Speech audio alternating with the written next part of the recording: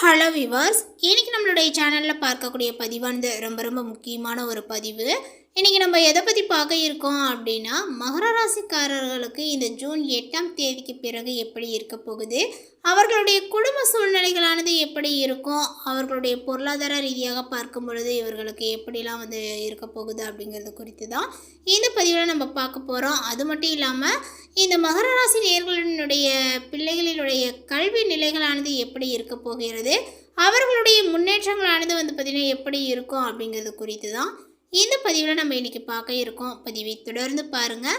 இந்த வீடியோவை மகர ராசி நேயர்கள் பார்த்துட்டு இருந்தீங்க அப்படின்னா இந்த வீடியோக்கு ஒரு லைக் கொடுத்துருங்க. அது மட்டும் இல்லாமல் நம்மளுடைய சேனலை இப்போ தான் ஃபர்ஸ்ட் டைமாக நீங்கள் விசிட் பண்ணுறீங்க அப்படின்னா நம்மளுடைய சேனலை சப்ஸ்கிரைப் பண்ணாமலே இருப்பீங்க. அதனால் முதல்ல சப்ஸ்கிரைப் பண்ணிவிடுங்க. அப்படியே கூட இருக்க அந்த பெல்லைக்கானையும் பார்த்திங்கன்னா கிளிக் பண்ணி வச்சுக்கோங்க. அப்போ தான் நம்மளுடைய சேனலில் கொடுக்கக்கூடிய அனைத்து தகவலுமே உங்களுக்கு நோட்டிஃபிகேஷனாக வரும். அதையும் நீங்கள் பார்த்து பயனடையலாம். மகர ராசி அன்பர்களே, மகர ராசி மற்றும் மகர லக்னத்தில் பிறந்திருக்கக்கூடிய உங்களுக்கு இந்த ஜூன் மாதத்தில் பார்த்தீங்கன்னா உங்களுடைய வாழ்வினுடைய மிக முக்கிய மைல்கல்லை பார்த்தீங்கன்னா எட்ட வைக்கக்கூடிய ஒரு அற்புதமான மற்றும் நலங்கள் பயக்கக்கூடிய சுப ஒரு மாதமாகவே இந்த மாதங்கள் உங்களுக்கு அமைய போகுதுங்க.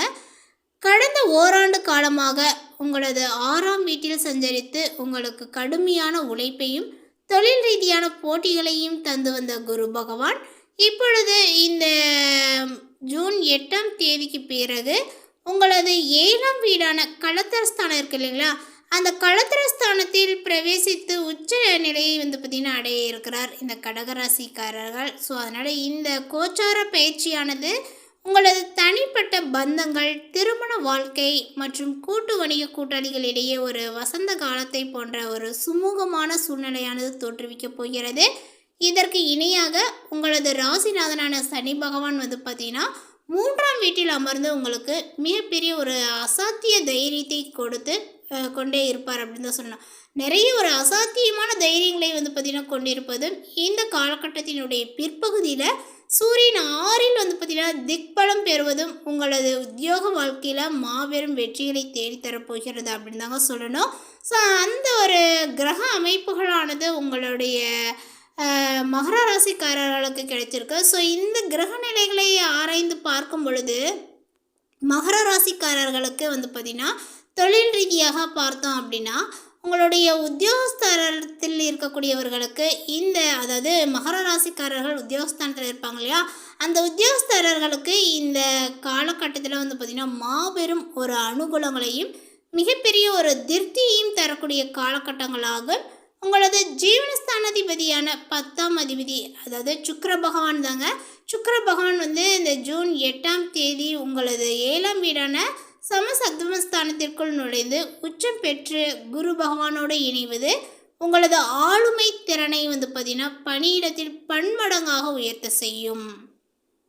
உங்களது திறமையான வேலைப்பாடுகள் மற்றும் நிர்வாக திறனை கண்டு மேலதிகாரிகள் வியந்து பாராட்டுவார்கள். குறிப்பாக இந்த ஜூன் 15ஆம் தேதியன்று சூரிய பகவான் 6ஆம் வீடான சத்துருஸ்தானத்திற்குள் நுழையும் பொழுது உங்களது உத்தியோக பாதை அரசு வேகத்தில் பார்த்திங்கன்னா முன்னேறும் அப்படின்னு தான் சொல்லணும். அலுவலகத்தில் உங்களுக்கு எதிராக சதி திட்டங்களை பார்த்திங்கன்னா தீட்டியவர்கள் உங்களது கம்பீரத்தை கண்டு முற்றிலுமே பார்த்திங்கன்னா ஒடுங்குவார்கள். பன்னாட்டு நிறுவனங்களில் வேலை செய்யக்கூடிய அன்பர்களுக்கும் புதிய வேலை தேடிக்கொண்டு இருக்கக்கூடிய இளைஞர்களுக்குமே பார்த்திங்கன்னா உங்களது தகுதிக்கு ஏற்றார் போல மிக சிறந்த புதிய வேலை வாய்ப்புகள், பதவி உயர்வுகளும் இந்த மாதத்தில் பிற்பகுதியில் தடையின்றி கைகூடி வரும் அப்படின்னு தாங்க சொல்லணும். அது யாராக இருந்தாலுமே சரி, இந்த மகர ராசிக்காரர்களுக்கு இப்போ இந்த கால சூழ்நிலைகளில் பார்த்திங்கன்னா உடனே அமையுமா அப்படின்னா உடனே அமையாது. இந்த காலகட்டத்தினுடைய பிற்பகுதியில் நிச்சயமாக பார்த்திங்கன்னா நீங்கள் எதிர்பார்த்த அளவிற்கு ஒரு நல்ல வேலை வாய்ப்புகளானது அமையும். இதே போலதாங்க உங்களுடைய சுய தொழில் மற்றும் வியாபாரம் செய்யக்கூடிய மகர ராசிக்காரர்களுக்கு இந்த காலகட்டங்கள் ஒரு பொற்காலத்தை போலவே லாபங்களை வாரி வழங்க காத்து கொண்டிருக்கிறது அப்படின்னு தான் சொல்லணும். ஸோ இந்த காலகட்டத்தில் நிறையவே பார்த்திங்கன்னா உங்களுக்கு அதிர்ஷ்டங்களானது சேரப்போகிறது. உங்களது ராசிக்கு 7ஆம் வீடான கூட்டு வணிக ஸ்தானத்தில் பார்த்திங்கன்னா சுபகிரகமான குரு பகவான் உச்சம் பலம் பெற்று அமர்வது வியாபாரத்தில் பார்த்திங்கன்னா பெரிய மதிப்பை அசுர வேகத்தில் உயர்த்துங்க.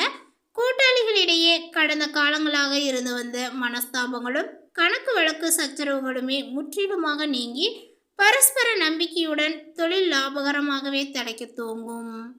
அதே சமயம் நிர்வாக ஆலோசனை மையம், நிதி நிறுவனங்கள், ஜவுளி ஆடை வடிவமைப்பு மற்றும் கலை சார்ந்த துறைகளில் இருக்கக்கூடியவர்கள் வாடிக்கையாளர்களினுடைய வருகையினால அமோகமான லாபங்களை காண்பீர்கள்.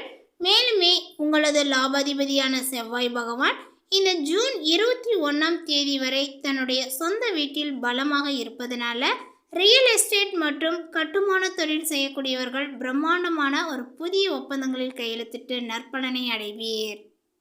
உங்களுடைய நிதி நிலைமையை பொறுத்தவரை உங்களது பொருளாதார நிலைகள் இந்த மாதத்தில் மிகவும் திருப்திகரமாகவும் பலமாகவுமே இருக்குங்க. அதே போல் 7ல் அமர்ந்திருக்கக்கூடிய உச்ச குரு பகவான் தனது சுப பார்வையினால் உங்களது லக்னத்தையும் 11ஆம் வீடான லாபஸ்தானத்தையும், அதாவது லாபஸ்தானத்தையும் நேரடியாக பார்ப்பதனால நிறையவே பார்த்திங்கன்னா இப்பொழுது பணப்புழக்கங்கள் இருக்க செய்யும். அதாவது பணப்புழக்கங்கள் பார்த்திங்கன்னா எந்தவித தடைகளுமின்றி உங்களுக்கு பல வழிகளில் உங்களுடைய கைகளில் சேரும் அப்படின்னு தான் சொல்லணும். நிலுவையில் இருந்த வணிக கடன்களானது இப்பொழுது சுமூகமாக வசூலாகுங்க. இருப்பினுமே கூட உங்களுக்கு தனஸ்தானத்தில் பார்த்தீங்கன்னா 2ஆம் வீட்டில் ராகு சஞ்சரிப்பதனால உங்களுடைய கைகளின் பணப்புழக்கங்களா புழங்கினாலுமே சில நேரங்களில் பார்த்திங்கன்னா ஆடம்பர பொருட்களாக வீண் செலவுகளை செய்ய தோன்றும். மேலும் உங்களது லாபாதிபதியான செவ்வாய் பகவான் இந்த மாதத்தினுடைய இறுதியில், அதாவது ஜூன் 21 பிறகு 5ஆம் வீட்டிற்கு மாறுவதனால இந்த மாதத்தினுடைய கடைசியில் பங்குச்சந்தை, மியூச்சுவல் ஃபண்டுகள் அல்லது அதிக ஆபத்துள்ள ஊக வணிக முதலீடுகளில் அவசரப்பட்டு பெரிய தொகையை முதலீடு செய்வதை தவிர்ப்பது நல்லது. உங்களுடைய பொருளாதார பாதுகாப்பிற்கு உத்தமமாகும். மேலும் உங்களுடைய ஆரோக்கிய நலன்கள் எப்படி இருக்கும் அப்படின்னு பார்த்தோம் அப்படின்னா, உங்களது ராசிநாதனான சனி பகவான் 3ஆம் வீட்டில் பார்த்திங்கன்னா பலமாக சஞ்சரிப்பதோடு உங்களுக்கு பார்த்திங்கன்னா இப்பொழுது உச்சம் பெற்றுள்ள குருவினுடைய சுப பார்வைகள் உங்களது ராசியின் மீது பதிவதனால உங்களது உடல் ஆரோக்கியம் மற்றும் நோய் எதிர்ப்பு சக்தி இந்த மாதத்தில் வியக்கத்தக்க வகையில் கூடுங்க. கடந்த காலங்களாக உங்களை வாட்டி வைத்த கல்லீரல் அல்லது ஜீரண மண்டல உபாதைகள் படிப்படியாகவே குணமாகும் அப்படின்னு தான் சொல்லணும். அதேபோல் இந்த மாதத்தினுடைய இறுதியில் பார்த்திங்கன்னா உங்களுக்கு ஜூன் 15க்கு பிறகு 6ல் அமரக்கூடிய சூரியன் உங்களது உடல் நலகாரகத்துவத்தை பார்த்திங்கன்னா மிக சிறப்பாக காப்பார்கள். ஆனாலுமே ஜூன் 21 முதல் செவ்வாய் 5ஆம் வீட்டிற்கு மாறுவதனால் உடலில் லேசான பித்தம் அல்லது அசிடிட்டி போன்ற கோளாறுகள் வளரலாம். இந்த மாதிரி பார்த்திங்கன்னா உருவாகலாம். முறையான உணவு பழக்க வழக்கங்களை மேற்கொள்வது, காரசாரமான உணவுகளை தவிர்ப்பதும் உங்களது ஆரோக்கியத்தை எப்பொழுதுமே சீராக வைத்திருக்க உதவும். இந்த காலகட்டத்தில் குடும்ப வாழ்க்கையை பொறுத்தவரை உங்களுடைய இல்லத்தில் மகிழ்ச்சி தேனை அள்ளித்தரப்போகிறது. களத்திரஸ்தானத்தில் உண்டாகக்கூடிய உச்ச குரு மற்றும் சுக்கிரனுடைய உன்னதமான சேர்க்கையானது திருமண வயதில் இருக்கக்கூடிய மகர ராசிக்காரர்களுக்கு வரன்களுக்கு தகுதிக்கு ஏற்றார் போல மிக சிறந்த வரன்களை அமைய செய்து இல்லத்தில் மங்களகரமான விவாக சுப விசேஷங்களை பார்த்திங்கன்னா இனிதே கூட்டி வரும் அப்படின்னு தான் சொல்லணும். தம்பதிகளிடையே பார்த்திங்கன்னா அந்யோன்யங்கள் சுமூகமாகவே இருக்கும். குடும்பத்துடன் ஆன்மீக ஸ்தலங்களுக்கு சுற்றுலா சென்று மகிழ்வீர்கள். இந்த மாதத்தினுடைய இறுதியில் நீங்கள் முக்கியமாக பார்த்திங்கன்னா கட்டுப்படுத்த வேண்டியது உங்களது பேச்சை தான். ஸோ அதனால் உங்களுடைய பேச்சில் பார்த்திங்கன்னா கவனங்கள் தேவை. ஏனெனில் 2ஆம் வீடான வாக்குஸ்தானத்தில் ராகு நீடிப்பதனால அறியாமல் உங்களது வார்த்தைகளில் லேசான காரத்தன்மையோ அல்லது நையாண்டியோ வெளியிட்டு குடும்ப உறுப்பினர்களினுடைய மனதை அது காயப்படுத்தலாம். ஸோ அதனால் பார்த்திங்கன்னா உங்களுடைய பேச்சில் கவனங்கள் தேவை. முன்கோபத்தை குறைத்து அன்போடு கனிவாக பேசினால் இல்லத்தில் எப்பொழுதுமே பார்த்திங்கன்னா பௌர்ணமி போன்ற ஒரு அமைதிகளானது நிலவி காணப்படும். மகர ராசியை சார்ந்த மாணவர்களுக்கு உங்களது கல்வி மற்றும் பூர்வ புண்ணியாதிபதியான சுக்கிரன் அனுகூலமாக இருப்பதாலும் ஜூன் 15க்கு பிறகு சூரியன் 6ஆம் வீட்டில் பலமாக சஞ்சரிப்பதாலும் படிப்பில் அதாவது அசாத்தியமான ஒரு கவனிக்கும் திறனும் ஞாபக சக்தியும் பார்த்திங்கன்னா ஏற்படுங்க. போட்டித் தேர்வுகளுக்கு தயாராகும் மாணவர்கள் கடினமான சவால்களை கூட சுலபமாக முறியடித்து மாநில அளவில் சிறந்த மதிப்பெண்களை பெற்று தேர்ச்சி பெறுவீர்கள். விரும்பிய உயர்கல்வி நிறுவனங்களில் சேர்க்கைகளானது சுமூகமாகவே கிடைக்கும். உங்களுடைய 7ஆம் இடத்து உச்ச குரு பகவானால் கிடைக்கக்கூடிய அற்புதமான கூட்டு தொழில் மற்றும் திருமண அதிர்ஷ்டங்களை பார்த்திங்கன்னா தக்க வைத்து கொள்ளவும், வாக்குஸ்தான ராகுவினால் ஏற்படக்கூடிய வார்த்தை தோஷங்களை பார்த்திங்கன்னா தணிக்கவுமே இந்த வழிபாடுகளை நம்ம மேற்கொள்ளணுங்க. ஸ்ரீ தட்சிணாமூர்த்தி வழிபாடு அப்படிங்கிறது எல்லோருக்குமே பார்த்திங்கன்னா நன்மை பயக்கக்கூடிய ஒரு வழிபாடு. உங்களது ராசியை பார்க்கக்கூடிய உச்ச குருவினுடைய பரிபூரண அருளை பெற்று வாழ்வில் சகல சௌபாக்கியங்களும் நிலைக்க நீங்கள் வியாழக்கிழமை அன்று பார்த்திங்கன்னா மஞ்சள் நிற மலர்களால் ஸ்ரீ தட்சிணாமூர்த்தி சுவாமிக்கு அர்ச்சனை செய்து குரு கவசம் பாராயணம் செய்து வருவது நல்லது.